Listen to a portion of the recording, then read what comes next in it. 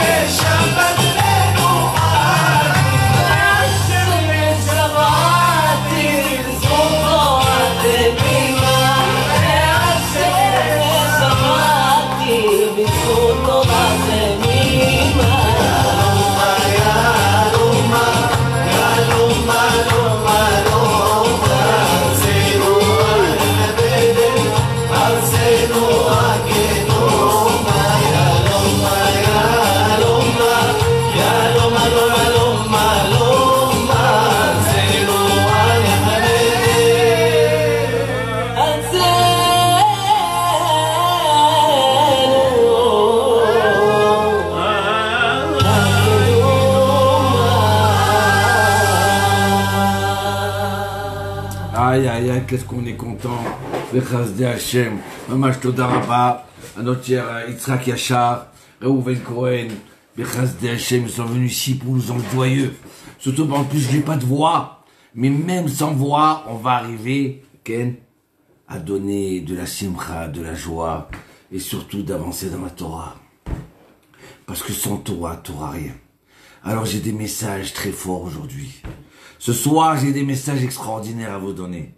Là, vous pouvez augmenter le son, comme ça vous entendez bien. D'accord? Aïe, regardez. Yaakov, il bénit Yehuda, il lui donne la royauté, la bracha du tzaddik. Il lui dit, et que tes dents, elles soient blanches, tellement tu vas boire du lait. Ou les vain shinaim chalav. Tes dents elles seront blanches de lait. Alors, ça veut dire quoi? C'est bénédiction que ces dents elles soient blanches de lait. Moi, je te tous les vain shinaim chalav. Voilà. Et là, leur réponse elle est comme ça. La Gemara donc tout va être dit le Talmud, Amar Rabbi Yochanan, tout celui, je vous le dis en hébreu, d'accord? Tov en balbin shenaim lechavero.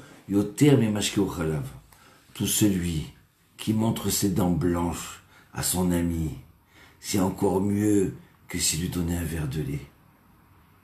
Alors là, je comprends pas, là. C'est quoi ce secret que nos sages, ils vont nous dire, là? Mais si je montre mes dents blanches à mon ami, c'est encore mieux qu'un verre de lait. Ça veut dire quoi, ça?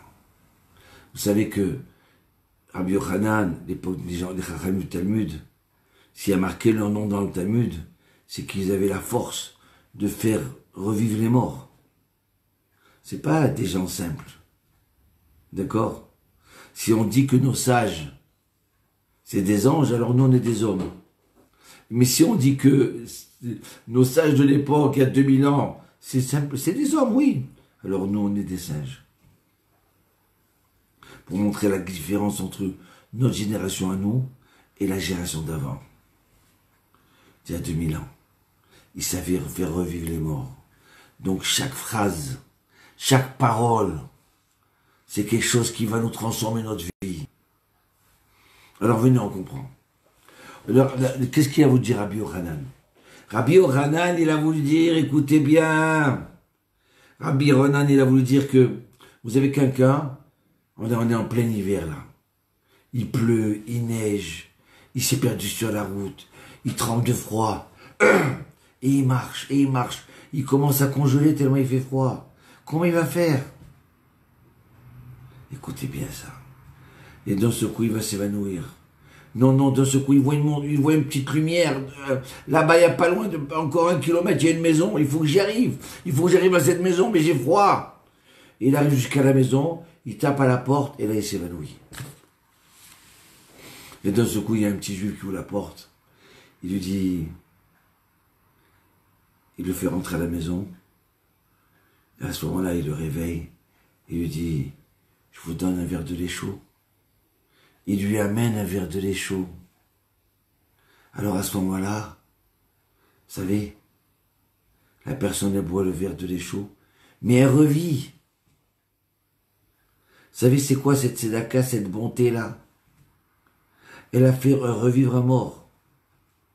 Rabbi Yochanan, il vient, il dit, quand tu souris à une personne, quand tu donnes de la joie à une personne, quand tu montres tes dents blanches à une personne, quand tu t'intéresses à une personne, alors à ce moment-là, c'est encore mieux que si tu donnes un verre de lait chaud. On vit dans un monde de coronavirus, où chacun est chez soi. Chacun approche de s'approcher de l'autre. Mais de ce virus-là, la chose qui fait le plus mal, c'est quoi? C'est qu'on ne veut plus regarder l'autre. Peut-être que l'autre, il a le virus. On ne peut plus se présenter à l'autre. Mais tellement on a besoin, chacun de nous, d'un soleil. Nous, le Rabbi Yochanan, il vient et dit, si tu sais être un soleil, avec ton voisin, avec ta femme, avec tes enfants. Tu vas les faire revivre. Tu comprends ce que c'est, Rabbi Yochanan, qu'est-ce qu'il dit? Il vient de te remettre un secret qu'on va étudier ça aujourd'hui pour qu'on arrive à acquérir cette chose-là. Si tu sais être un soleil quand tu montres tes dents, bonjour, comment ça va? Tu montres tes dents. Et bien à ce moment-là, tu es en train de faire revivre l'autre. Tu t'intéresses à l'autre. Ah, bravo, bravo. Aïe, aïe, aïe, aïe, aïe. Venez, on médite ça. Et on va comprendre comment on doit se comporter. Aïe, aïe, aïe. Regardez. Et après, je vous raconte.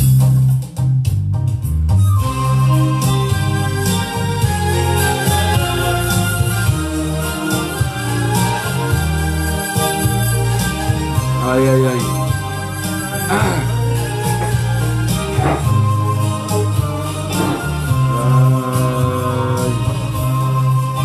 Comme c'est important de s'intéresser à l'autre.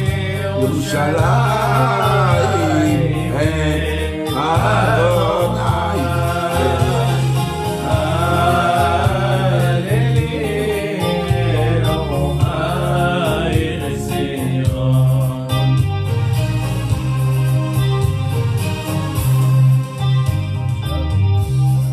Shabiri Yerushalayim,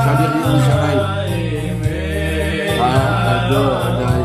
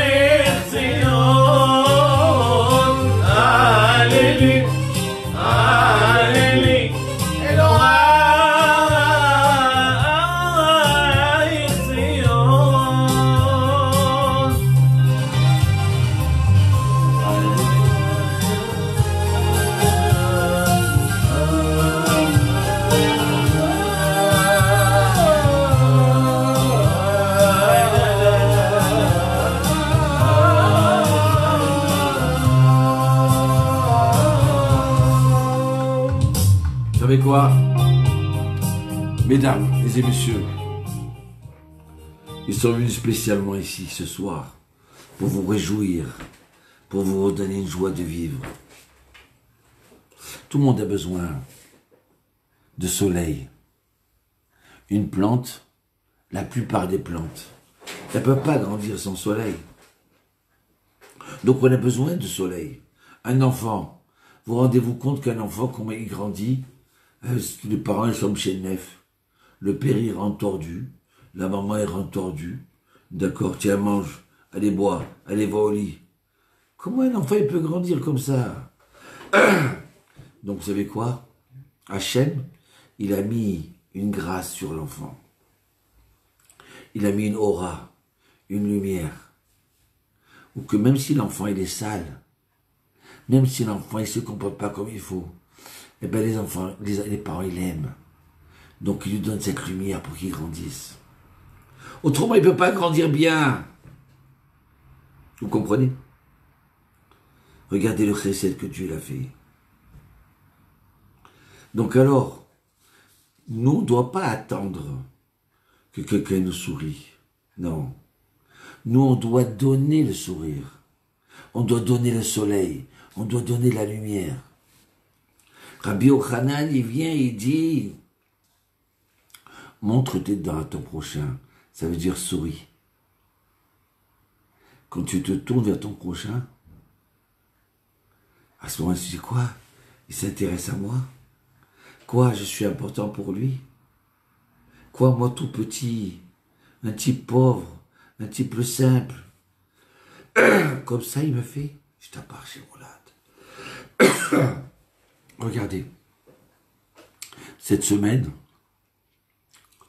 j'ai eu une histoire. J'ai un couple qui est venu me voir.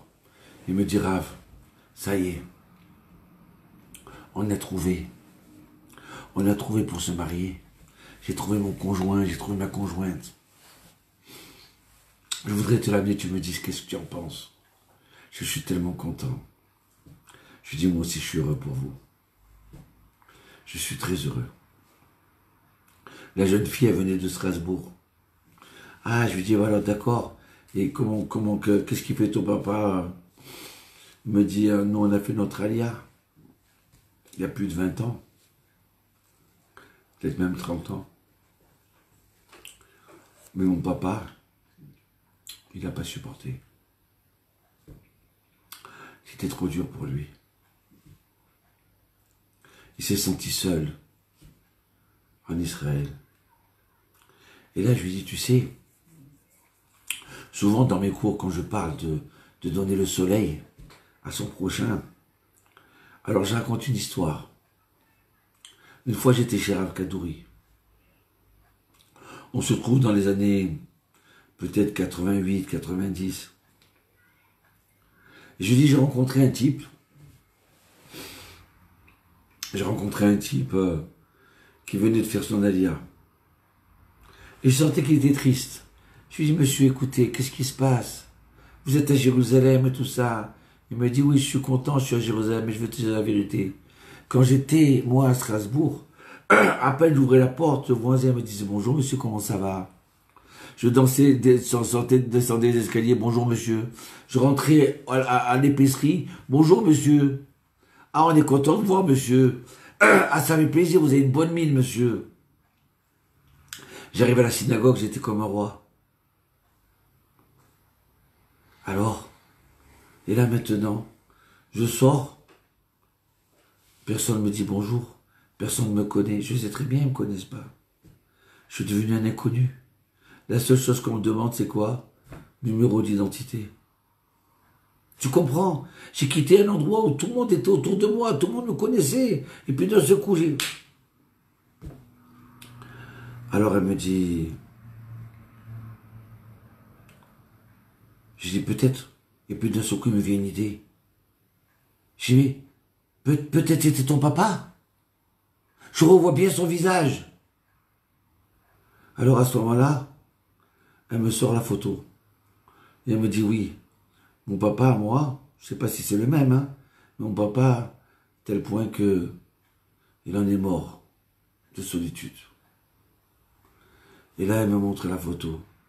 Et d'un seul coup, je dis, mais oui, c'est lui que j'ai rencontré. C'est lui qui me disait, j'ai besoin. Ouais, vous savez quoi, à ce moment-là, elle a dit quoi? Vous avez connu mon père? Mais c'était un homme super joyeux. Et là, elle éclate en pleurs. Pendant 10 minutes, elle pleure. Ouais. Vous comprenez, c'est quoi de donner le sourire à un prochain? De montrer qu'il existe. Et la pire des choses, c'est d'être indifférent dans la famille. Indifférent envers sa femme, envers ses enfants. Il faut savoir être un plaisantin. Dire une petite blague. Ou que la femme dit, ah, je suis content, tu es rentré de bonne heure aujourd'hui. Qu'est-ce qui t'arrive? On est content que tu sois avec nous. Oh là là. Rentrer à la maison. Que le mari dise, ah, ça sent bon, oh là là, quand je suis content de rentrer chez moi. Mais la femme, elle a besoin d'entendre des petites paroles gentilles. Que les enfants, ils rentrent et qu'ils disent, oh papa, maman, ah, je m'assois. Ah, quel kiff d'être à la maison. Ah, comme je suis content, mon papa. Mais quand le papa, il entend ça, il a envie de tout donner à son fils. Mais quand le fils, il est là en train de grogner, oh mince, mon portable, il marche pas. Oh mince, le manger n'était pas super. Oh mince, j'ai pas de chance aujourd'hui, je vais pas sortir. Ah non, j'ai pas envie de rester à la maison, hein, j'ai pas envie. Hein. Ah non, pas à la maison. Hein. Et pourquoi on a la peste, nous? Chacun doit être un soleil pour l'autre. Et vous savez quoi? Quand on est un soleil pour l'autre, eh ben, ça revient sur nous aussi. Quand on aime sourire aux autres, alors ce tic-là de sourire, on le garde pour toute la journée. Parce qu'on n'est pas des égoïstes. Hein, regardez, si ces gens-là, ils savaient que ce monsieur venait faire son alia, qu'est-ce que ça coûte? Ça coûte rien, sourire. Ah, bonjour. Ah, vous avez fait votre alia. Oh là là. Oh, je vous apporte un cadeau. Venez, prenez un gâteau. Moi, je me rappelle, quand j'ai fait mon alia, et quand on a déménagé, eh ben, les voisins, c'était un quartier religieux. Vous savez quoi? Les voisins nous ont apporté à manger. Un nous a apporté un gâteau. L'autre nous a dit, voilà, on vous apporter un poulet. Vous n'avez pas le temps de cuisiner. On vous a apporté ça. Je dis à ma femme, mais quoi? Mais c'est... On est dans un autre monde, là. C'est des anges, ces gens-là. Si vous avez besoin de quelque chose, hein, un bouteille de vin, quelque chose, hein, alors pas avec joie, hein. Aïe, aïe, aïe, aïe, aïe. Comme ça fait du bien que de sentir qu'on existe. Vous comprenez? Ça fait du bien. C'est merveilleux, ça. Mitzvah, Rabbi Yochanan dit. Mitzvah d'être soleil pour sa famille, pour ses amis, pour les autres. N'attendez pas qu'on vous fasse le soleil. Vous devez faire le soleil. Vous devez sourire. Rabbi Yochanan dit, celui qui montre ses dents blanches, c'est mieux qu'un verre de lait. Yaakov, il bénit Yehuda.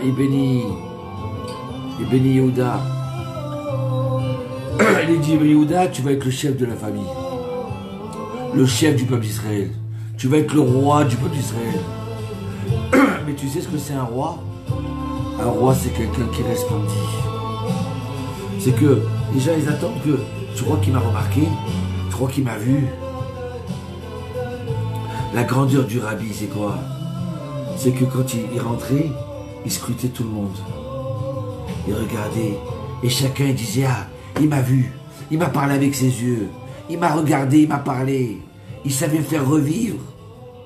Yaakov, il dit à Yehuda, attention, si tu es roi, tu restes que dans ton royaume, que dans ton palais, et que tu vas pas voir tes frères. Tu vas pas leur faire un sourire, un soleil. Le but d'un roi, le but d'un papa, le but d'une maman, c'est quoi? C'est de resplendir envers les autres. C'est d'avoir toujours un bon mot sur sa langue. Un mot gentil sur sa langue. Aïe, aïe, aïe, aïe, aïe. Alors regardez. Là, j'avais une histoire triste, mais je devais la raconter pour qu'on se reprenne.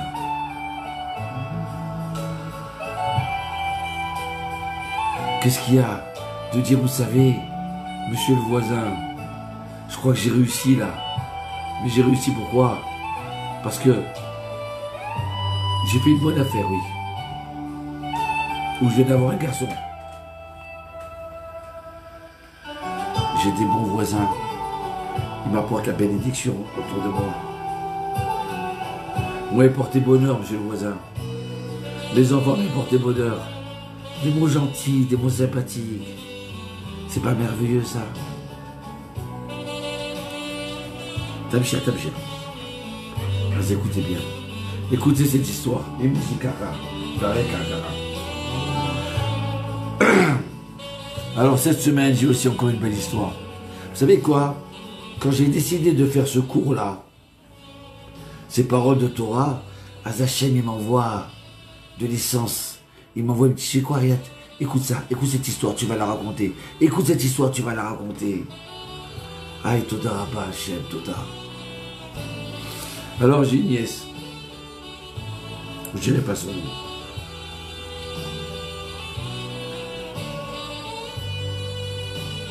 Non, c'est pas moi la nièce. Et voilà que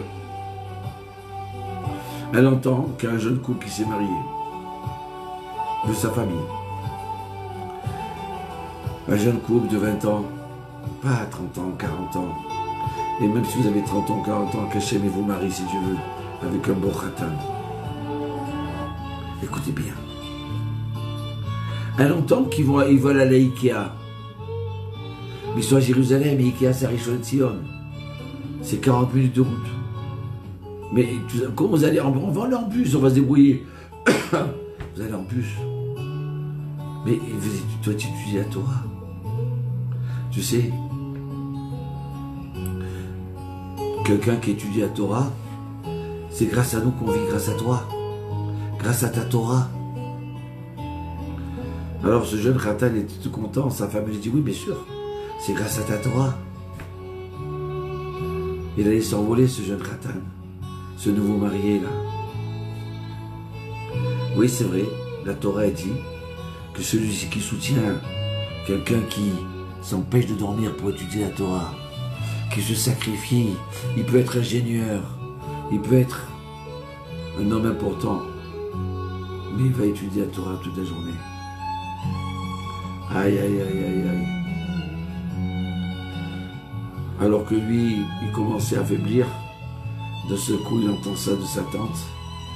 Aïe, ça lui donnait du courage pour étudier encore mieux. C'est ça être un soleil. Et puis, de ce coup, elle lui dit, c'est bon, je vous accompagne, demain je vous amène.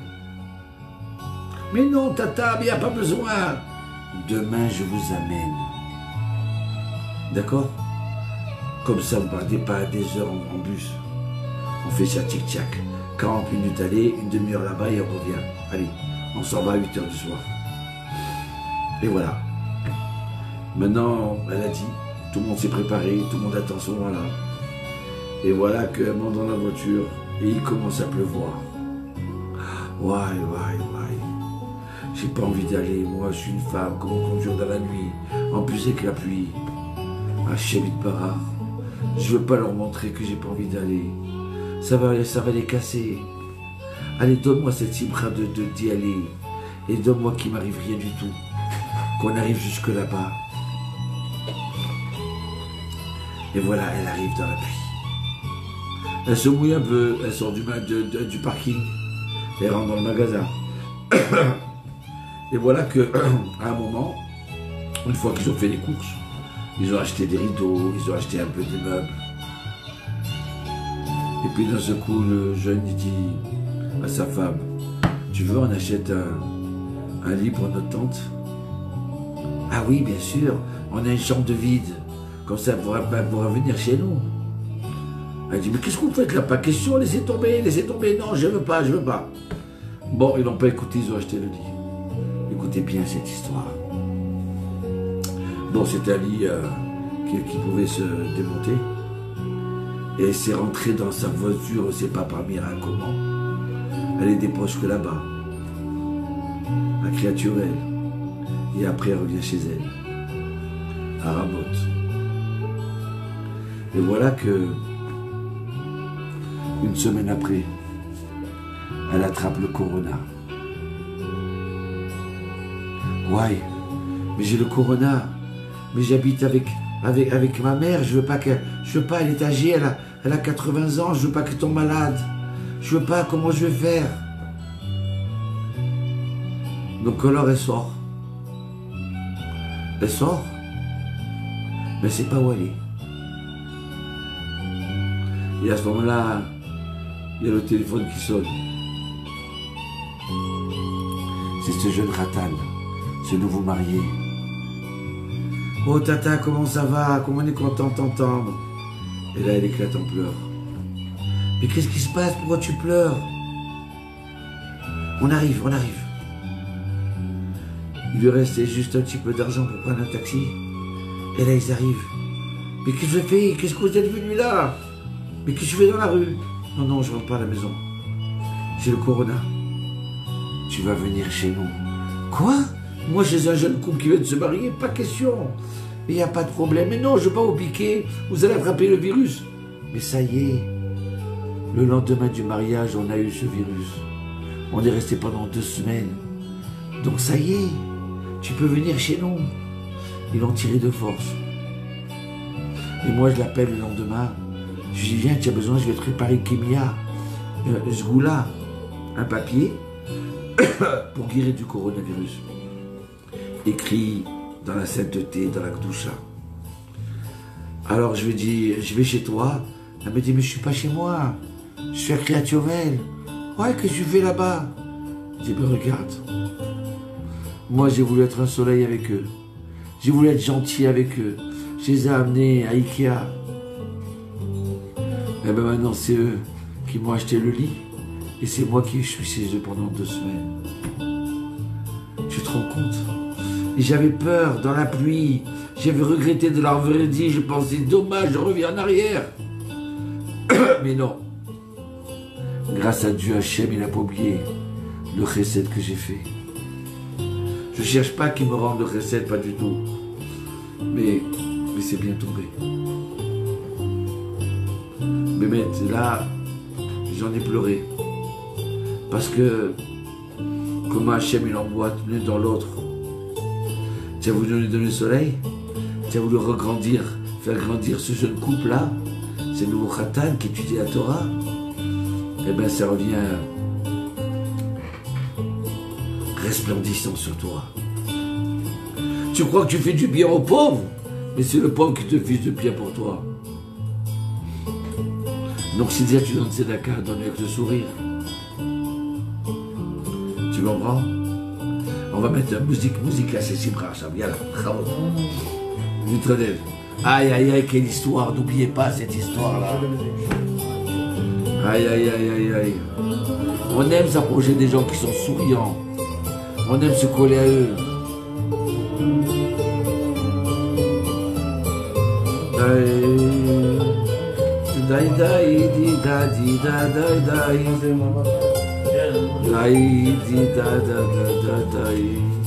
On n'aime pas les chefs-d'œuvre. On n'a pas le droit d'être tendu. On doit être souriant. On doit être heureux de vivre. Aïe, aïe, aïe.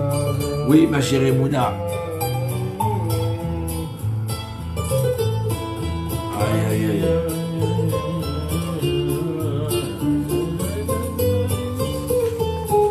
Alors rendez-vous compte, si vous vous attendez quand vous souriez, alors sachez que les autres les attendent encore plus.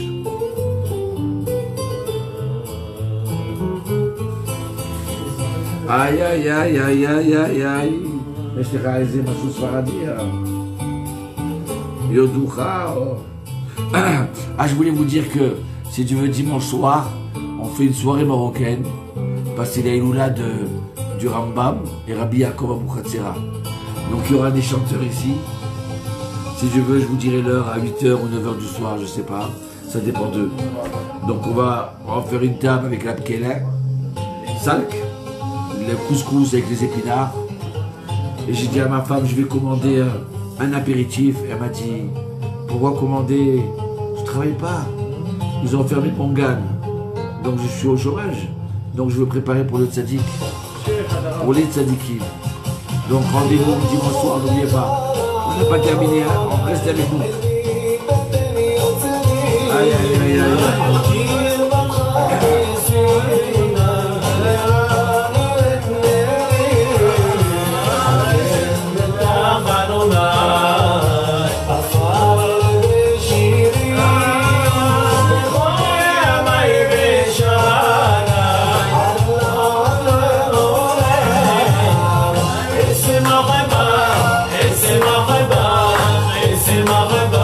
اسمع بخيل علا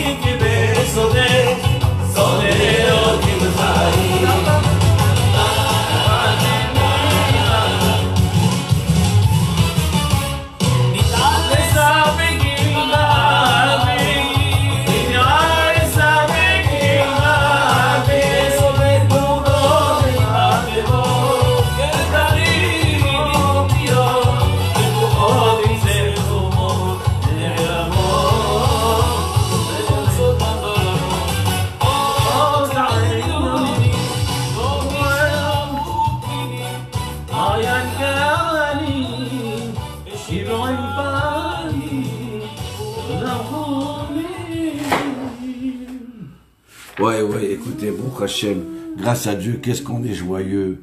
Bechazde Hashem. Toda Rabba. Donnez-nous un peu des réactions, dites-moi si c'est bien, si comment vous sentez la chose. Hein?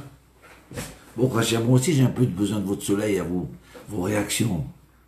Bechazde Hashem. Écoutez bien. Alors écoutez ce Zohar là. Le Zohar, ça veut dire prier. Le Zohar qui a été écrit par Rabbi Shimon Bar Yochai. Le Zohar de Parashat Tetzavé. Regardez qu'est-ce qu'il dit. Tachazé, regarde. Alma de Tatar, le monde d'en bas. Kayama les Kabbalat à dire. Le monde d'en bas, c'est fait que pour recevoir. Et reçoit d'où? Du monde d'en haut. D'accord? C'est comme ça, on a un verre, c'est le monde d'en bas. Et le robinet, c'est le monde d'en haut. Il est rempli. Et il vient, il dit, mais le monde d'en haut ne donne. Regardez, il dit comme ça, vu il écrit Even Tova. Alors le monde d'en bas, il s'appelle une pierre, bonne pierre. Even Tava. C'est le monde d'en bas. Maintenant, le monde d'en haut ne va donner au monde d'en bas que par rapport à la position où il est. S'il est dans une position pour recevoir, s'il est à un niveau pour recevoir, donc Hachem lui donne. Ça veut dire quoi? Écoutez bien. Il dit comme ça. Si le monde d'en bas, il a le monde ou l'homme, ou la famille, ou la ville, ou le pays, ou l'individu, ou ce petit juif, ou cette petite juive, elle est dans une position de mir panim, d'exprimer son visage, faire briller son visage. Alors qu'est-ce qui se passe? Hachem lui donne. D'accord? Parce qu'Hachem, il aime donner à des gens qui sont joyeux de vivre. Comme un papa, quand il voit son fils, tout entre dire ah, « Papa, comme je suis content, je suis à côté de toi. Oh papa, comment j'aurais fait sans toi, papa ?» Le papa, il a envie de donner. Alors c'est pareil. Et regardez qu'est-ce qu'il dit. Donc s'il est dans une position de Erat Panim, l'esprit, le visage resplendissant, alors Akadosh Hu, il lui envoie une abondance de lumière et de brachot sur lui. Et maintenant, il me dit, mais s'il est dans une position de tristesse, je traduis mot à mot, d'accord? Peut-être c'est pas comme ça qu'on devrait le dire en français, mais je préfère vous traduire mot à mot. Et après, vous arrangez comme vous voulez. S'il est dans un état de tristesse, donc à ce moment-là, il va lui donner de la justice sur lui, des punitions sur lui. On ouvre son dossier. Si cet homme-là, il est dans un état d'âme, de tristesse, donc de grognement, d'accord? Donc à ce moment-là, on lui ouvre son dossier et on commence à le juger. Alors dans le ciel, ils disent, ah, celui-là, il pleure pour rien, le pauvre. Donc c'est dommage qu'il pleure pour rien. Venez, on va lui casser une jambe. Venez, on lui enlève la parnassa, qui gagne moins d'argent. Comme ça, on a le droit de quoi pleurer. Est-ce que vous vous rendez compte qu'est-ce qu'il dit ce Zohar-là? Ce Zohar, il dit que si une personne, elle est en train de grogner, elle est triste, alors elle dit, dans le ciel, il dit, ah, mais celui-là, il est triste, le pauvre, oui. Aïe, aïe, aïe, aïe, et pourtant, il n'a pas de quoi être triste, hein. Ah, d'accord. Donc alors, venez, on va être encore plus dur avec lui, comme ça, au moins, il va pleurer pour quelque chose. Il va pleurer pour quelque chose, que Dieu nous en préserve. Aïe, aïe, aïe. Et si cet homme-là, il est un visage resplendissant, alors on va lui donner encore plus pour être resplendissant. Tu es heureux, je vais t'emmener pour être heureux. Peut-être que ces paroles qui disent que la richesse, elle va aux riches, ça veut dire quoi? Ça veut dire que si un homme qui est riche ou qui est pas riche, d'accord? Mais c'est quelqu'un qui est riche, c'est qui, que soi-disant, il est joyeux. Alors Hachem lui redonne plus. Vous avez des gens, vous avez nos grands-parents, nos arrière-grands-parents, ils n'avaient rien. Ils ont passé 39-40, ils ont passé la Première Guerre mondiale. Des fois, ils travaillaient le soir pour apporter une bouteille d'anisette le Shabbat, ou acheter un morceau de poulet le Shabbat, pour le Shabbat.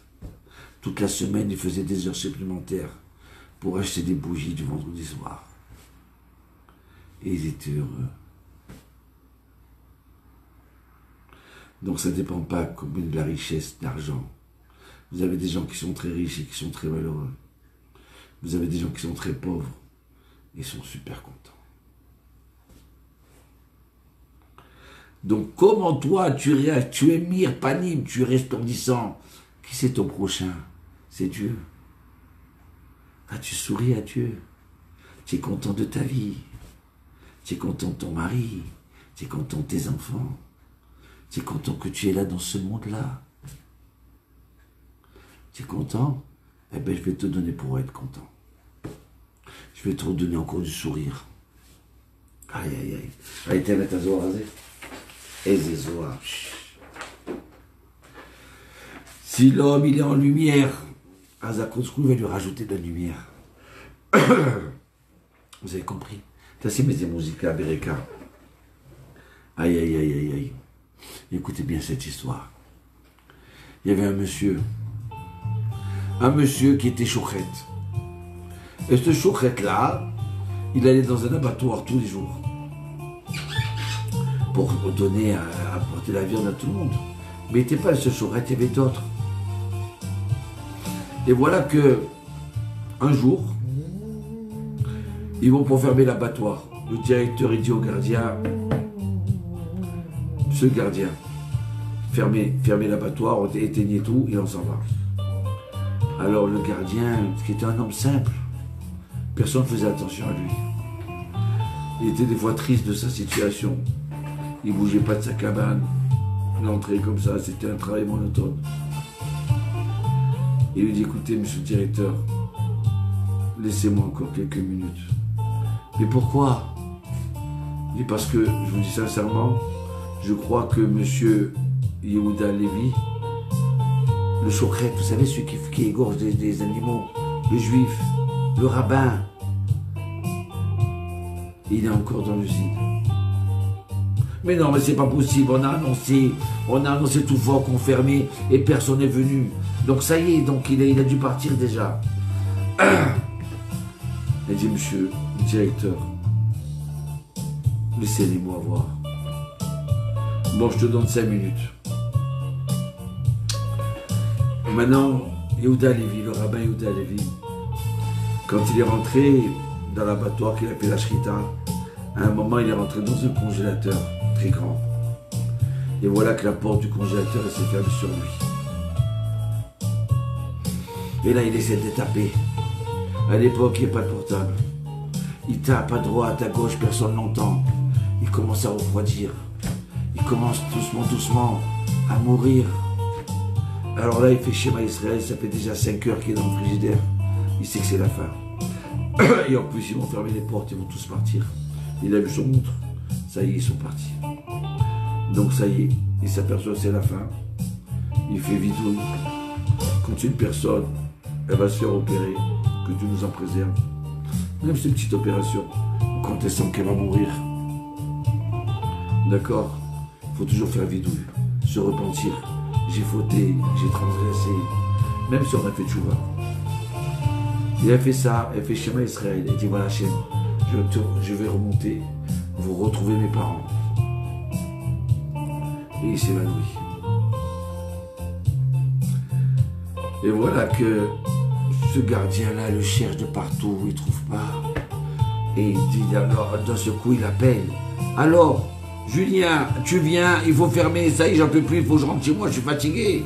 Comme ça, le directeur lui dit, j'arrive. Et puis bon, il dit, bon, eh ben, ça y est, ben, j'ai dû me tromper. Et puis d'un seul coup, il passe à côté du congélateur, il dit, je veux juste voir encore. Et il ouvre le congélateur et il voit le rabbin Yehuda Lévi par terre, mourant. Il ne réagit plus.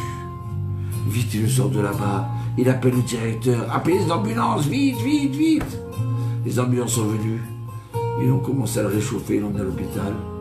Ils lui ont sauvé la vie. Et voilà qu'au bout d'1 mois, le rabbin, il s'est remercié.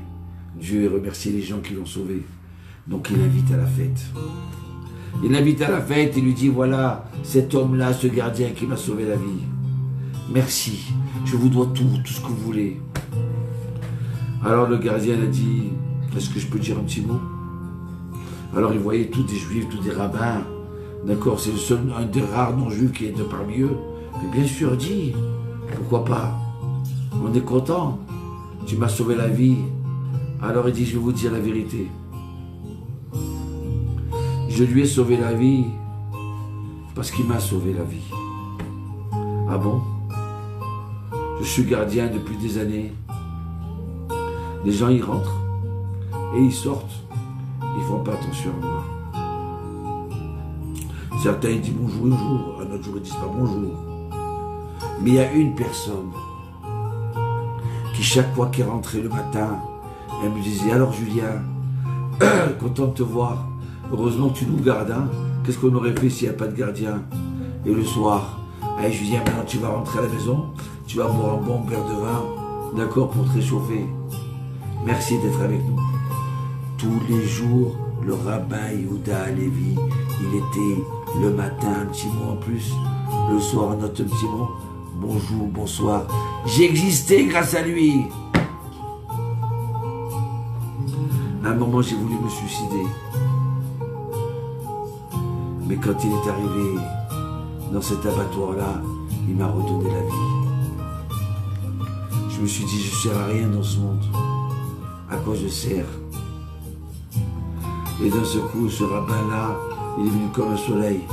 Monsieur Julien, on aime votre sourire. On aime votre présence. On a besoin de vous. Et voilà que ce jour-là, il ne m'a pas dit au revoir. Alors le directeur, il veut que je ferme. Mais c'est pas possible. Mais tout le monde est parti, mais c'est pas possible. Le rabbin Yehuda Lévi, il est parti sans me dire au revoir. C'est pas possible. Donc j'étais sûr que vous étiez là. Que vous avez peut-être quelque chose qui vous est arrivé. C'est grâce à votre sourire. C'est grâce à votre mot gentil. Grâce à ça que je vous ai sauvé. Parce que vous m'avez redonné la vie. Aïe, aïe, aïe, aïe, aïe. Vous comprenez? Celui qui donne la lumière à l'autre, tôt ou tard, ça revient sur lui. Sur lui, sur sa femme, sur ses enfants, sur ses petits-enfants. C'est ça qui veut dire Rabbi Yochanan, c'est ça qui veut dire Yaakov, à Yehuda.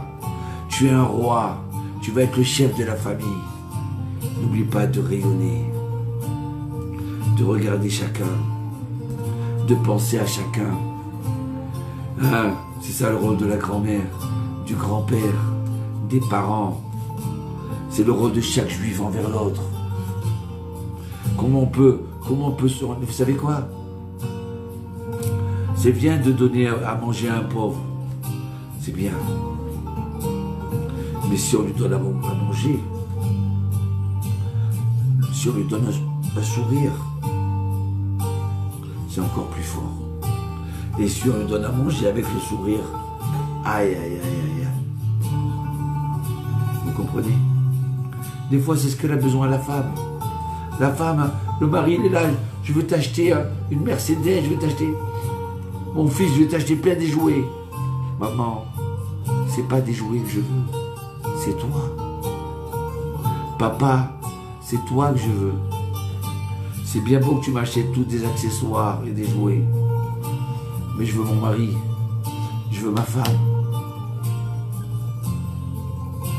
Alors des fois, il ne faut pas être sérieux. Il faut plaisanter un petit peu.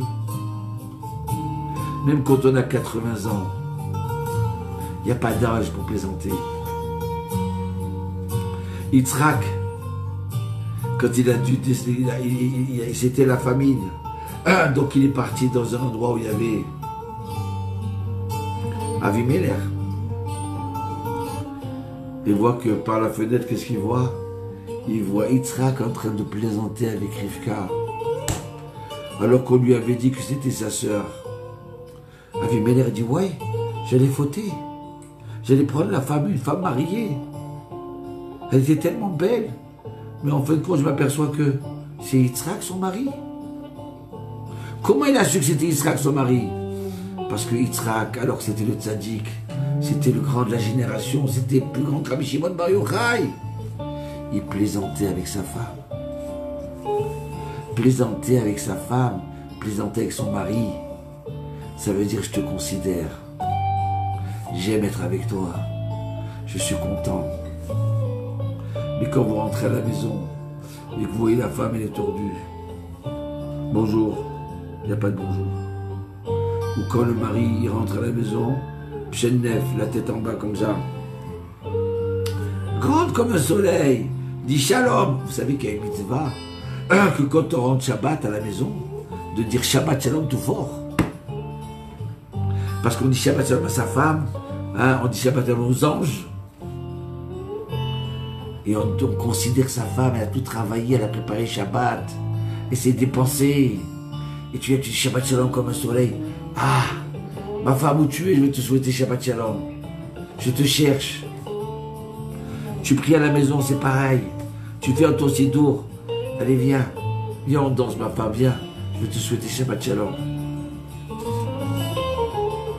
La vie, elle est complètement différente quand on la voit comme ça.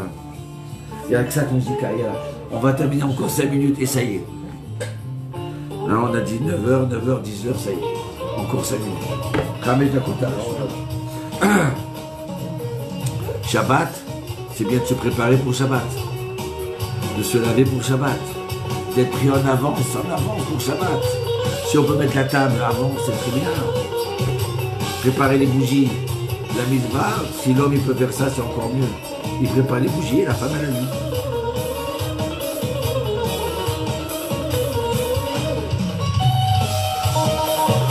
Aïe, aïe, aïe, aïe, aïe.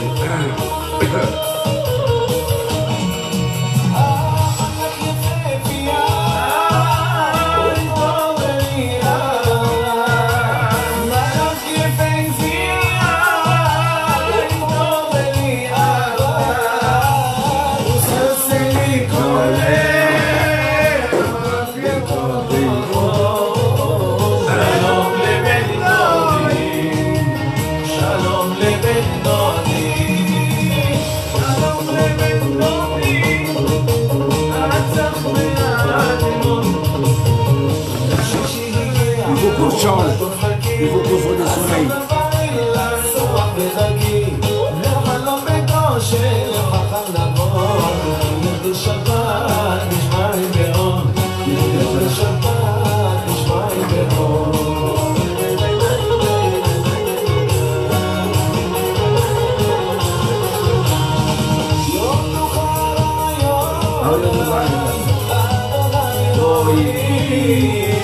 יודוך רעיון אדוני אלוהים ביום שבת קודש יום השביעי ביום שבת קודש יום השביעי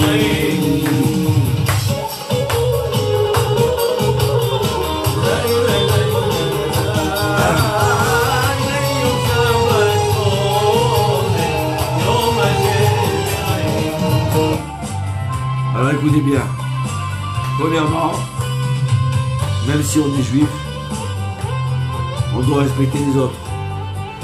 Donc c'est pas interdit de souhaiter une bonne année civile. On a un voisin qui n'est pas juif, on a une servante, on a une gardienne, bonne année civile. C'est vrai qu'on a Rosh Hashanah, c'est pas une nouvelle année pour nous aujourd'hui, pas du tout. C'était un soir, le 1er janvier, 31 décembre, où les juifs ils avaient peur.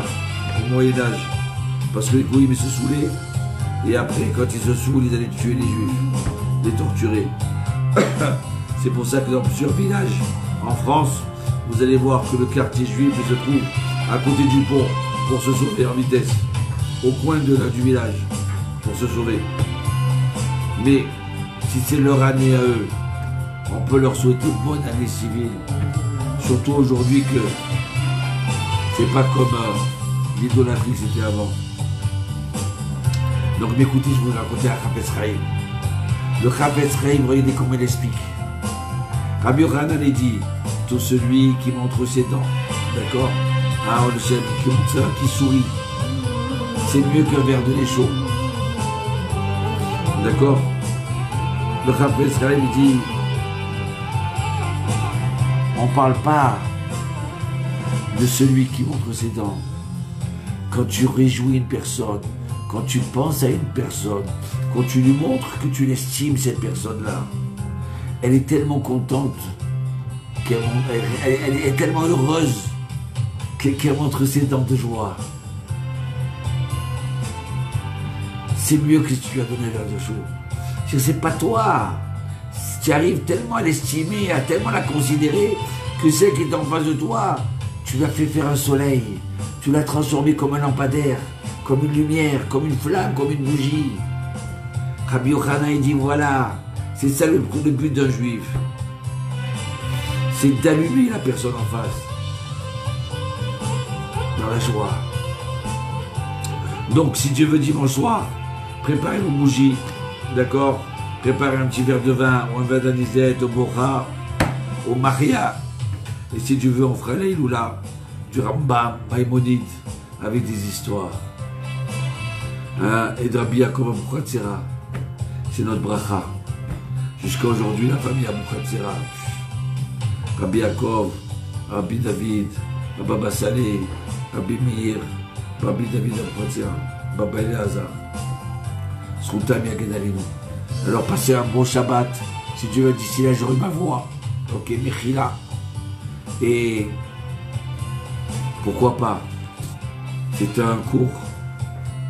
Pas moi, c'est Rabbi Yochanan, tellement important qu'il faut le faire partager avec tout le monde. Donner du sourire aux autres. Il y a des gens, ils ne sont pas méchants.